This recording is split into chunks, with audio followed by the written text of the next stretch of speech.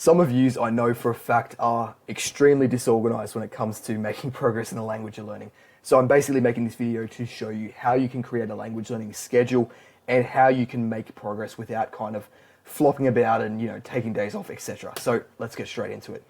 Basically, why is a schedule important is I think the first thing to understand, because if you don't have an appreciation or respect for a language learning schedule, it's very difficult to invest the time into making one. So when it comes to achieving goals, here's you. I've drawn a little diagram.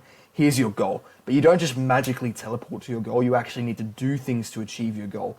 If it's learning a language, you need to do the things required to put the new information of the language into your long-term memory. And this is what we call a system. So your system is basically what allows you to go from not having the goal to having the goal.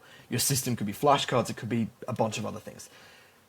A schedule or a language learning, just any kind of language learning organized system is going to be absolutely required to learn a language. You can definitely make progress in a language without having, strict study sessions, etc. And you don't need to have strict study sessions, but it's good to have some kind of a rough plan of things you can do on a weekly basis to make progress towards your goal. At the end of the day, if you have a goal that is kind of 1 year in length and you're not doing 1/52nd of that goal every single week, you're not going to achieve that goal. It's unachievable.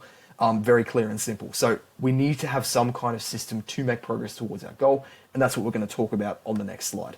So to create a schedule for our language learning kind of system so that we can make ideal progress in our language, it needs to have two things. It basically needs to be doable, and it also needs to be productive. So if it's not doable, it's something that is unachievable, it takes too much time, you don't enjoy it, then you're basically going to quit, you're not going to do it.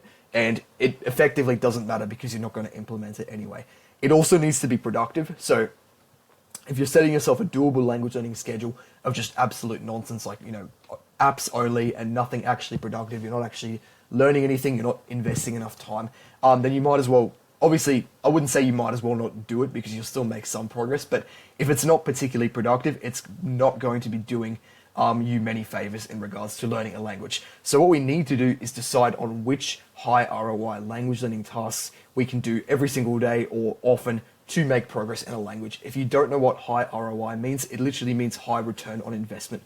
So what we're looking for is basically language learning tasks that are going to give us the most bang for our buck in the language we're learning. So a few examples of things I'll give you. If you want to check out a full video on that, by the way, you can. I will have a video pop up on the screen right now for high ROI language learning tasks. But a few examples are flashcards, talking to native speakers, consuming content with subtitles, etc. Just things that are going to actually advance you the most in the language you're learning. We need to basically decide on which ones of those we can do every single day or often. Obviously, they need to be enjoyable as well. And we're basically going to plan them into a weekly study kind of schedule. So depending on how much free time you have and how quickly you want to learn a language, this is going to be different for every person. But ideally, you'd be studying at least 3 times a week. So by studying, it could be watching videos of native speakers explaining topics you don't understand or taking notes, that kind of thing. Try and do that at least 3 times a week. So right now, if you don't have a pen and paper, I'd highly recommend you grab one. Just kind of write down how much you actually want to study in the language you're learning. Do you want to commit an hour every day? That's obviously a lot. Do you want to study 3 times a week, etc.? And just take note of that. And then once you've done that, we can talk about how to actually fit that into your schedule in a second. But we're just kind of taking stock of what we want to do. And then also write down what kind of language learning habits you think you can do every day. Can you watch one video in the language with subtitles? Can you do this and that, etc.? It's kind of hard to list all of the things you could be doing. So I'd highly recommend you check out the video on high ROI language learning habits. But yeah, that is effectively what you should be doing. And now we literally just need to plan that into our schedule. So I presume all of you watching have a job and commitments. I want you to actually, with that same piece of paper, we're just literally going to, I need to stop saying literally. I use too many filler words.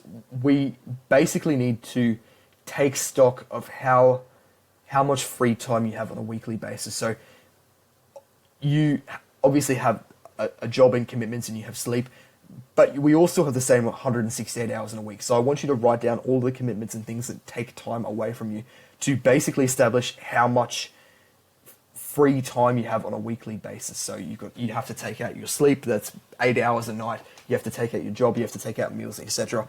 And you'll be left with effectively a number of free hours that you can invest into things like language learning. And that will give you a good idea of how much time you can or you want to invest into language learning. If you need a hand with this, by the way, comment down below and I'll give you a hand. But yeah, you should always try and be looking for balance in life and not investing a ridiculous amount of time into something that's going to be unsustainable. But ultimately, you do need to plan out how you're going to learn a language, or it's going to be extremely inefficient and you're not going to make the progress you want if you don't have a solid kind of system for learning.